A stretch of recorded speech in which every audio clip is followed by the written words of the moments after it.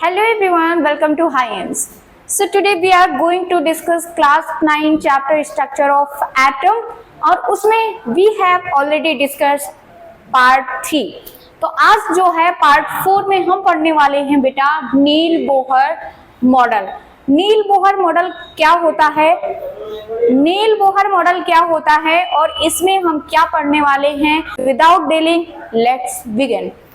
नील Bohr model जो होता है बेसिकली क्या होता है, मैंने आपको बताया था कि जो एटम होता है, एटम्स के क्या होते हैं, न्यूक्लियस के अराउंड शेल्स होते हैं. ओके, आपको बताया मैंने, जैसे ये हमारा के शेल हो गया, ये एल हो गया, ये एम हो गया. तो इन शेल में कितने इलेक्ट्रॉन्स को डिस्ट्रीब्यूट करेंगे ये किसने बताया था, नील बोहर ने. अपने मॉडल में उन्होंने बताया था कि के शेल में कितने इलेक्ट्रॉन्स होंगे, एल शेल में कितने इलेक्ट्रॉन्स होंगे, एम शेल में कितने इलेक्ट्रॉन्स होंगे और आगे चल के एन शेल में भी कितने इलेक्ट्रॉन्स होंगे. तो इसका उन्होंने एक रूल बताया था.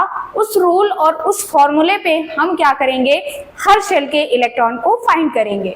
तो बहुत ही इंटरेस्टिंग है और फॉर नॉलेज अगर आप साइंस पढ़ रहे हैं तो आपको ये पता होना चाहिए कि जो इलेक्ट्रॉनिक कॉन्फ़िगरेशन होता है एक एटम में वो कैसा होता है. तो लेट्स स्टार्ट. और हम देखते हैं कुछ उससे पहले कि जो इलेक्ट्रॉन होता है, इलेक्ट्रॉन का चार्ज कितना होता है, ठीक है, और मास कितना होता है. तो एक इलेक्ट्रॉन का मास होता है 9.11 इंटू 10 टू पावर -31 kg. इसको नाइन्थ में इसका कोई यूज नहीं है, नाइन्थ में कोई इसका यूज नहीं है, पर फॉर नॉलेज आप इसको पढ़ सकते हैं. और वहीं पे सिंबल क्या होगा, इस तरीके से हम लिखेंगे -1 electron. Location in the atom outside the nucleus. आपको मैंने बताया था कि जो भाई इलेक्ट्रॉन होता है वो न्यूक्लियस के आउटसाइड, इन द सेंस कि वो क्या करता है, ऑर्बिट में घूमता है. वो शेल या ऑर्बिट में क्या करता है, घूमता है. तो ये क्या होता है, आउटसाइड द न्यूक्लियस. और इसको हम क्या बोलते हैं, इलेक्ट्रॉन न्यूक्लियर पार्ट. प्रोटॉन जो होता है +1 यूनिट, इसके चार्ज दिया हुआ है 1.602 इंटू 10 टू पावर -19 कूलॉम. हाँ, कूलॉम जो होता है चार्ज का क्या होता है, यूनिट होता है. और अगर हम बात करें मास ऑफ द प्रोटॉन का तो होता है बेटा 1.673 इंटू 10 टू पावर -27 kg. और ये क्या होता है, इन द न्यूक्लियस प्रेजेंट होता है. न्यूट्रॉन पे कोई चार्ज नहीं होता है. क्यों, क्योंकि आपको बताया था मैंने न्यूट्रॉन क्या है, न्यूट्रल है. और इसका मास कितना होता है 1.675 into 10 to power -27 kg.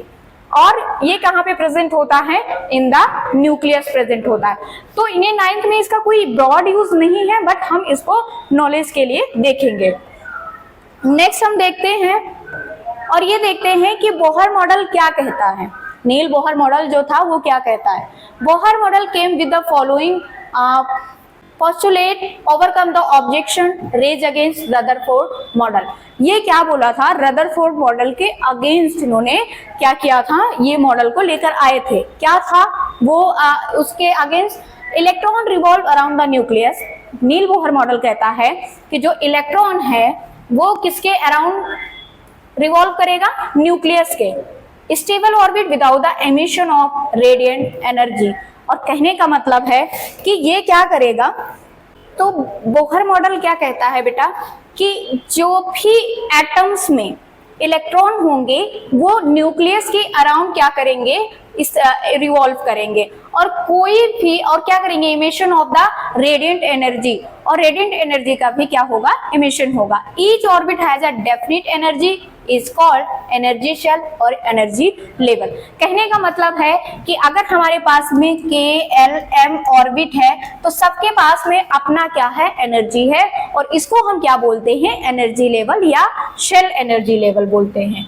Next है कि एन ऑर्बिट और energy level is designated as K L M N shell when the electron is the lowest energy level it is said to be the ground state. कहने का मतलब है कि जो नाम दिया गया है किसका, ऑर्बिट के एनर्जी लेवल का, वो नाम दिया गया है के एल एम एन. तो जिसमें अगर लोवेस्ट एनर्जी लेवल है उसको हम क्या बोलेंगे, ग्राउंड स्टेट बोलेंगे। मान लीजिए कि K में हमारे 2 इलेक्ट्रॉन्स हैं, तो ये हमारा क्या हो जाएगा, ग्राउंड स्टेट हो जाएगा, जिसमें भी लोवेस्ट एनर्जी लेवल होगा। तो I hope you are getting that. और नेक्स्ट देखते हैं कि और क्या पॉइंट है। नेक्स्ट है बेटा, एन इलेक्ट्रॉन इमिट्स और एब्जॉर्ब एनर्जी। एक इलेक्ट्रॉन जो होता है एनर्जी को एब्जॉर्ब करता है when it jump from one orbit to energy level to another. कहता है कि एक ऑर्बिट से अगर दूसरे ऑर्बिट में क्या करता है, इलेक्ट्रॉन जंप करता है, तो वहां पे क्या करेगा, एनर्जी को एब्जॉर्ब करेगा, इमिट करेगा। नेक्स्ट है कि when it jump from a higher energy level to lower energy level it emit energy while absorb energy when it jump on lower energy level to higher energy level। मतलब कहने का मतलब है कि अगर लोअर से हायर जाता है, हायर से लोअर जाता है, तब भी वहां पे एनर्जी को क्या करेगा, एब्सॉर्ब करवाएगा। अब देखो क्या होता है, ये आपके दिए हुए हैं क्या, KLMN शेल की बात कर रहा है। तो जो K है आप फर्स्ट वाला देख सकते हैं, K शेल है। फिर उसके बाद में L है। K में आपके 2 इलेक्ट्रॉन्स होते हैं, कैसे होते हैं अभी बताऊंगी। L में कितने इलेक्ट्रॉन्स होते हैं, 8 होते हैं। M में भी 8 इलेक्ट्रॉन्स होता है। N में आपके 18 होता है। कैसे होता है ये इलेक्ट्रॉन्स का डिस्ट्रीब्यूशन, उसका फॉर्मूला होता है 2n के पावर 2। n क्या होता है, अभी इसको हम फॉर्मूले को देखते हैं। तो अभी आपको देखना है कि जो न्यूक्लियस है वो क्या है, पॉजिटिव है, क्योंकि इसमें क्या प्रेजेंट है, प्रोटॉन। और प्रोटॉन क्या होता है, पॉजिटिव होता है। और न्यूक्लियस हमारा क्या है, पॉजिटिव चार्ज न्यूक्लियस है। तो ये आप देख सकते हैं शेल के बारे में। तो बोहर मॉडल ने क्या किया है, बहुत ही खूबसूरत डिजाइन किया है किसका, शेल और ऑर्बिट का। और उन्होंने साथ ये बताया है कि ऑर्बिट में इलेक्ट्रॉन का डिस्ट्रीब्यूशन कैसे हुआ है। तो orbit are energy shell surrounding the nucleus in which electron revolve. तो ऑर्बिट क्या होता है, वो एनर्जी सेल है न्यूक्लियस के सराउंडिंग जहां पे इलेक्ट्रॉन क्या करते हैं, रिवॉल्व करते हैं। नेक्स्ट क्या है कि electron distribution in different orbit, अलग अलग ऑर्बिट में इलेक्ट्रॉन को डिस्ट्रीब्यूट कैसे किया गया है। Distribution as suggested by Bohr and Bury. दोनों क्या थे, साइंटिस्ट थे, बोर एंड बरी। इन्होंने क्या किया, इलेक्ट्रॉन को डिस्ट्रीब्यूट किया है। और इन्होंने कहा कि maximum number of electron present in shell given by the formula 2।